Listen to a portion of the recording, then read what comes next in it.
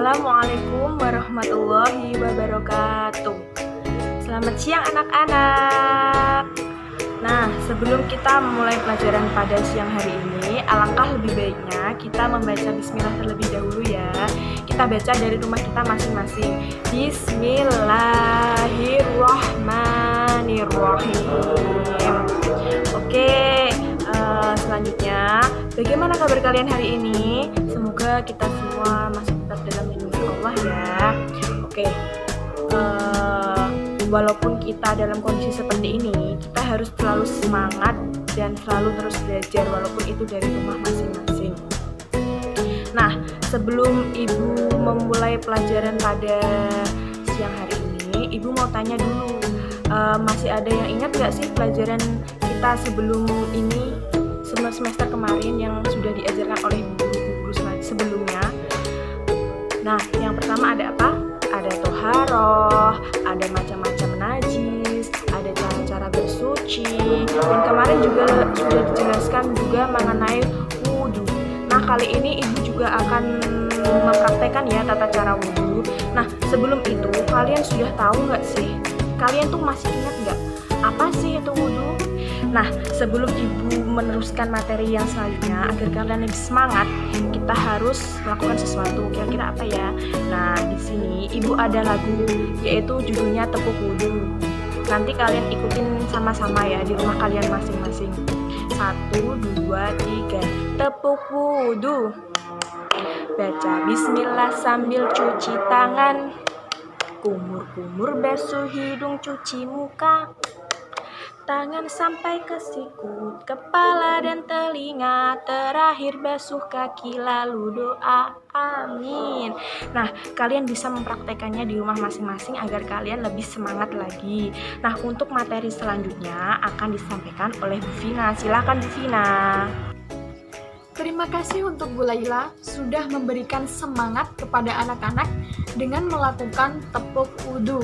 Nah, sekarang Ibu akan melanjutkan pembahasan tentang tata cara wudhu. Yang pertama ada pengertian wudhu. Nah, udah pada tahu nggak sih wudhu itu apa? Iya, wudhu menurut bahasa adalah bersih, indah, atau bagus. Sedangkan menurut istilah, wudhu yaitu membasuh, mengalirkan, dan membersihkan dengan menggunakan air pada setiap anggota wudhu dengan tujuan menghilangkan hadas kecil. Selanjutnya ada tata cara wudhu yang meliputi 1. Syarat sah. Yang pertama ada beragama Islam. Nah, kenapa beragama Islam dijadikan syarat sah dalam berwudhu? Ada yang tahu? Ya, beragama Islam dijadikan syarat sah dalam berwudhu dikarenakan orang Islam sudah dibebani kewajiban untuk melaksanakan sholat, sehingga dia diharuskan untuk berwudhu. Lain dengan non-muslim. Non-muslim tidak dibebani kewajiban melaksanakan sholat, sehingga ketika dia berwudhu itu dianggap tidak sah, seperti itu.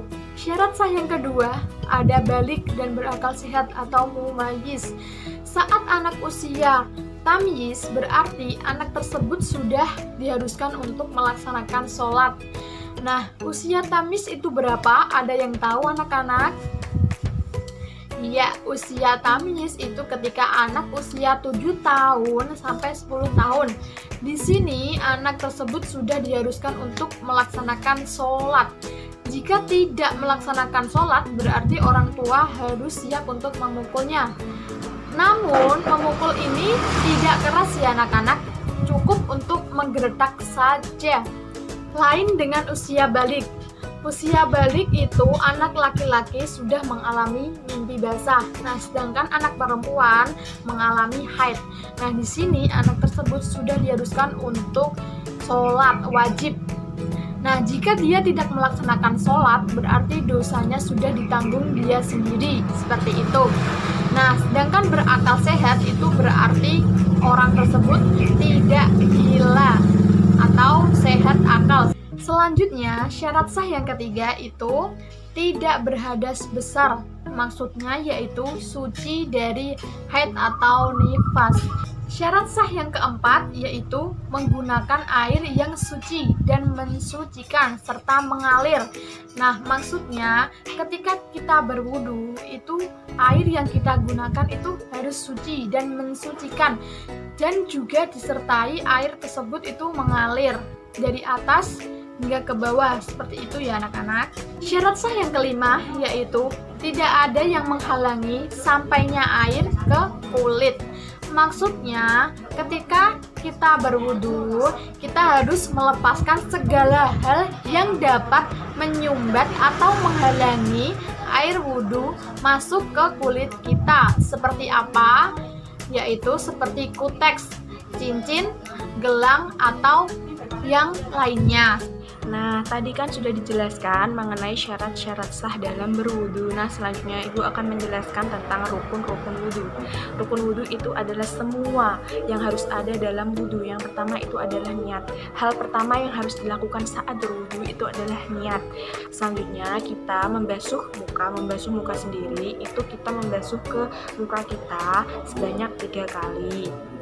Yang ketiga itu membasuh kedua tangan. Membasuh kedua tangan juga ada aturannya, di mana disunahkan sebanyak 3 kali pula, akan tetapi dilakukan dari tangan sini sampai ke siku. Dan jangan lupa sela-sela jari ini jangan dilepaskan karena setiap airnya itu harus mengalir di tangan.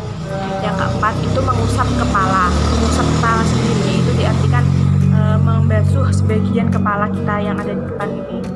Itu. Yang kelima itu membasuh kedua kaki. Membasuh kedua kaki itu juga dilakukan selama sebanyak 3 kali, dimana dimulai dari kaki kanan dan berakhir di kaki kiri. Dan yang keenam itu tertib dan beraturan. Artinya di sini kita sudah melakukan rukun-rukun wudu secara tertib dan beraturan dan secara berurutan. Nah, sunnah wudu yaitu sebagai berikut.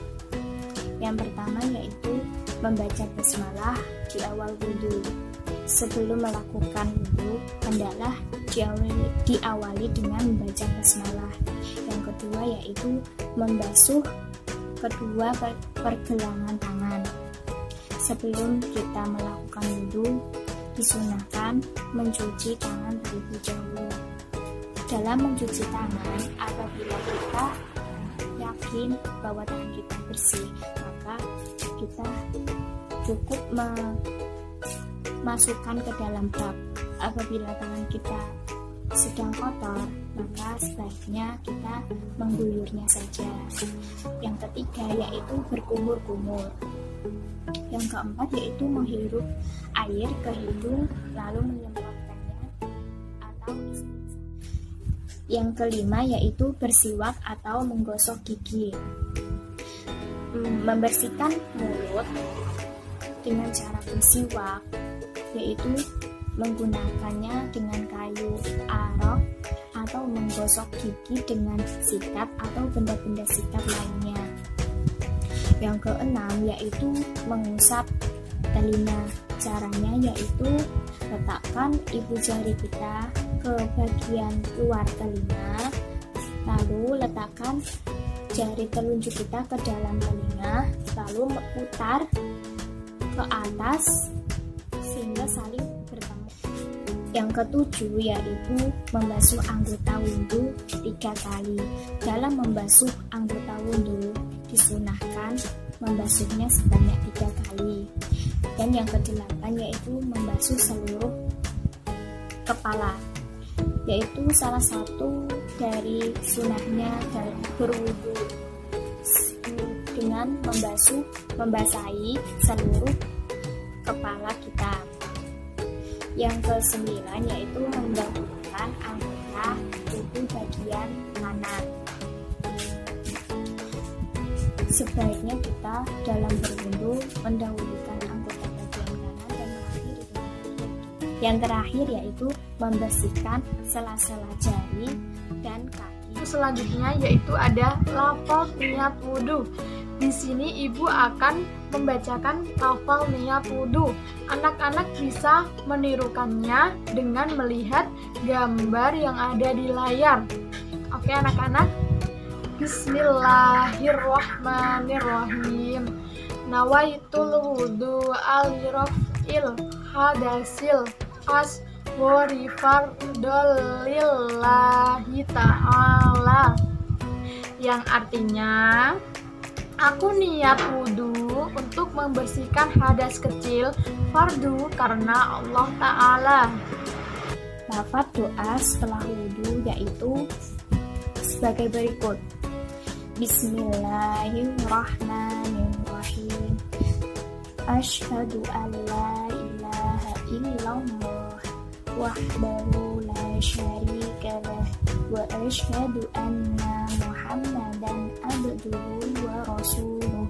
Allahumma ja'alni minat tawwabina waj'alni minal mutatahhirina waj'alni min ibadika sholihin. Artinya yaitu aku bersaksi bahwa tidak ada Tuhan selain Allah yang satu dan tidak bersekutu baginya, dan aku bersaksi bahwa Muhammad itu hambanya dan utusannya.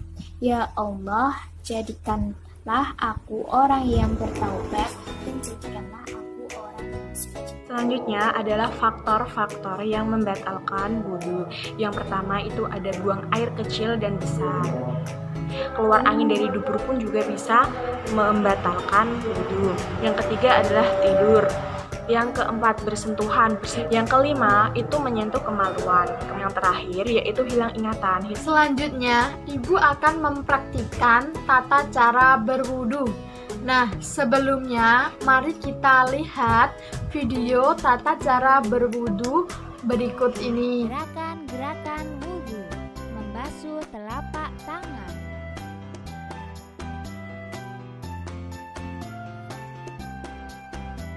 Berkumur.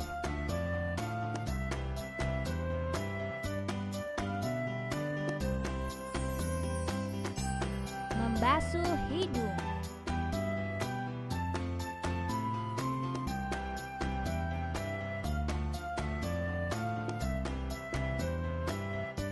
Membasuh muka.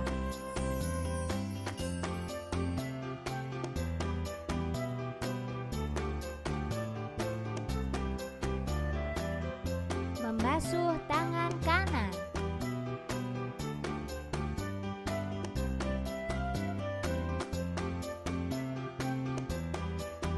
Membasuh tangan kiri.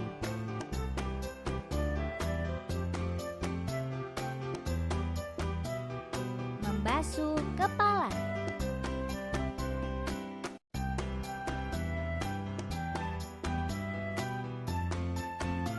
Membasuh telinga.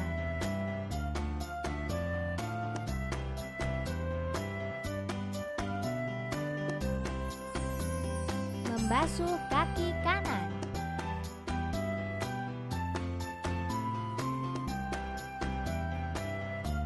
Membasuh kaki kiri.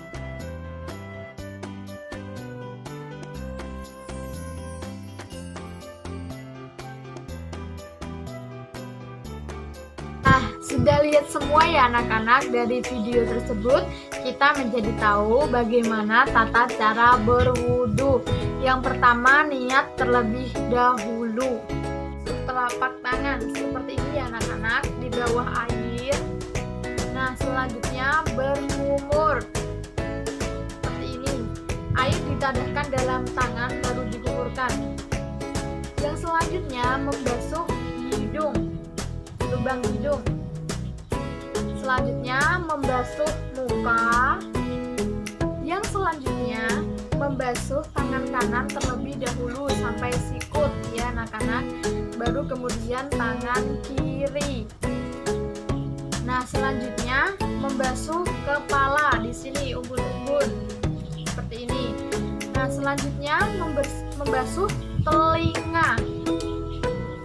Sampai ke daun telinganya ya, diputar seperti ini. Baik, untuk selanjutnya membasuh kedua kaki. Nah, kanan terlebih dahulu, baru kaki kiri. Seperti itu ya anak-anak. Dan semua gerakan wudhu masing-masing dilakukan 3 kali. Setelah gerakan wudhu selesai, kita diharuskan dianjurkan untuk melakukan doa wudhu. Nah, doa wudhu sudah disampaikan sebelumnya, dapat dibaca lagi ya anak-anak. Berwudu itu memiliki banyak manfaat. Yang pertama yaitu berwudu secara umum, yaitu membiasakan hidup bersih. Yang kedua yaitu menghilangkan kotoran yang menyebabkan penyakit. Yang ketiga yaitu menunjukkan sifat Allah Maha Pengasih dan Maha Penyayang. Ibu guru ada sebuah lagu tentang manfaat dalam berwudu. Simak baik-baik ya. 1, 2, 3. Untuk apa? Untuk apa? Untuk apa berwudu? Hidup bersih, hidup sehat, juga disayang Allah.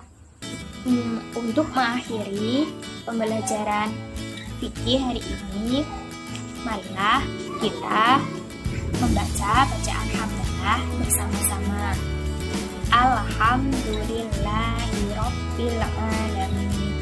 Wassalamualaikum warahmatullahi wabarakatuh.